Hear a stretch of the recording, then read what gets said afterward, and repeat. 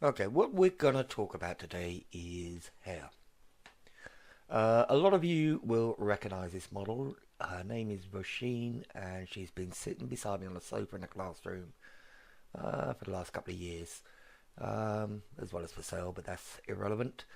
Um, I've chosen her because she's got this kind of a short, I don't know, like a Marilyn Monroe kind of hairstyle, very kind of free flowing, actually quite forgiving when you're doing this because it's not so structured, it's not so neat and tidy. It doesn't matter if something is slightly out of place. That's part of the style of it.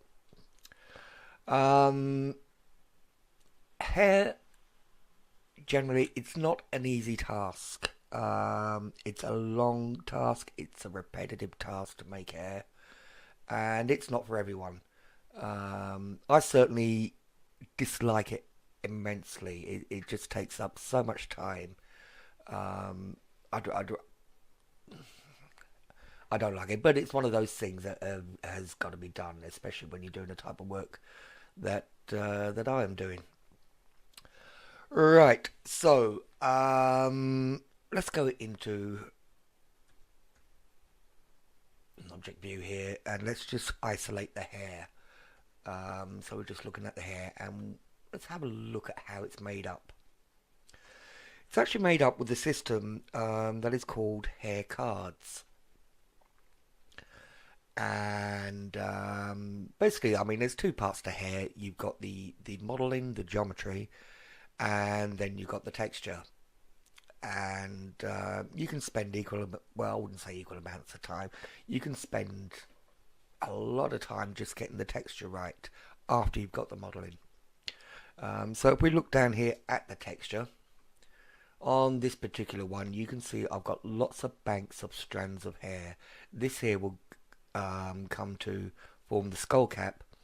And the reason we have the skull cap is because if we look back at the model, you can see gaps in the hair where we've made it, and the skull cap helps to cover that. What I tend to do is I tend to bake the skull cap onto the skin. Um, Let me see if I can show this. Let's hide the hair there. Um, okay, so you can see there I've actually got these hair shadow baked onto the skin. Um, but if you're making hair for sale or something like that, that's not going to be an option. So you're going to have to include the skull cap with the hairpiece. But we'll talk about that in a little bit here. Um, so let me go into edit mode, and once again let's have a look at this UV map. You can see that it is absolutely cram packed, and in fact in this hair I have some 35,000 tries. It's heavy. Good hair always will be, and this is why popular venues with lots of people in can get laggy, especially when they got big hairdos and things like that. Um, could I make it less? I probably could, by using dissolving a lot of this geometry. Will it look as good? Well, that's a matter of opinion. But anyway, let me isolate one clump of hair, okay, which is back here somewhere. I think you can see that selected. And let's have another look, okay. And you see this is the way this is made up is lots of strands of hair um, placed specifically on a texture, and they can overlap and they can do whatever. Let me isolate a few more random strands. So let's say there with an L, there with an L.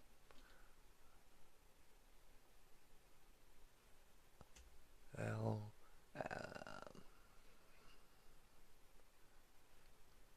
Okay, let's have a look at what we got going on here. You see we've got hair strands placed all over the place. Okay, and we're just making use of that. We can overlap them. We can, you know, once again, it can be very, very forgiving. But the important thing about the texture is it is a texture that has had an alpha mask applied. So we can see we certainly got alpha underneath. We got the ends of the strands of hair. You know, we may even have bits kind of more deeper into the strand where we got alpha showing through. Okay, but once again, we're going to talk more about that a bit later on.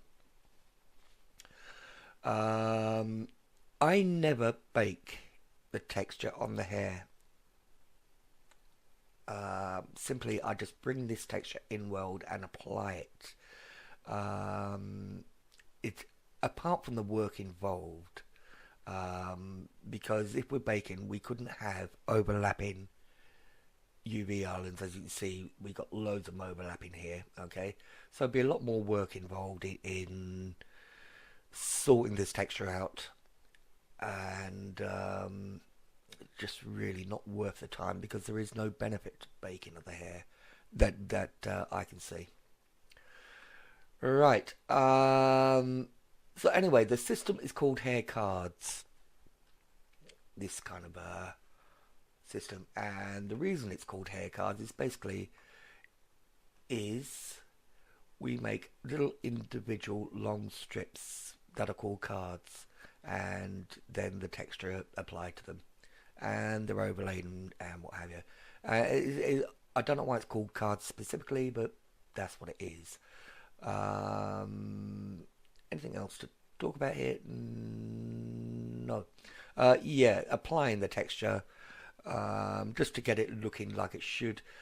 In a rendered view, I've just used this alpha texture setup. Plain and simple. The diffuse goes into the bottom. You add a transparent shader to the top of the mix, and then the alpha controlling the factor. We've done this before when, well, a couple of times I think, when we were talking about baking alphas onto textures. After this stage, we had to take it back into the compositor, I believe. But it's a fairly simple node setup. In actual fact, I don't even need the mapping and the texture coordinates here. They could be deleted. So it's instead of a diffuse glossy, it's a diffuse transparent with the texture fed in. Right. Let's render this out again.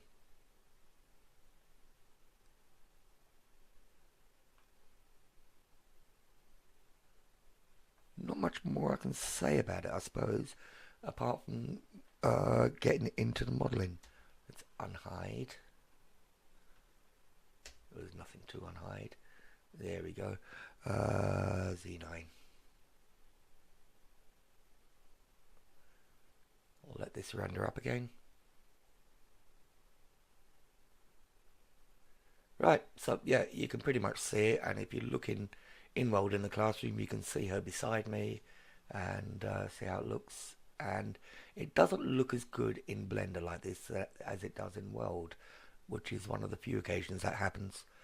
But anyway, we'll take a break here, and then we'll start to get into the modeling techniques for hair.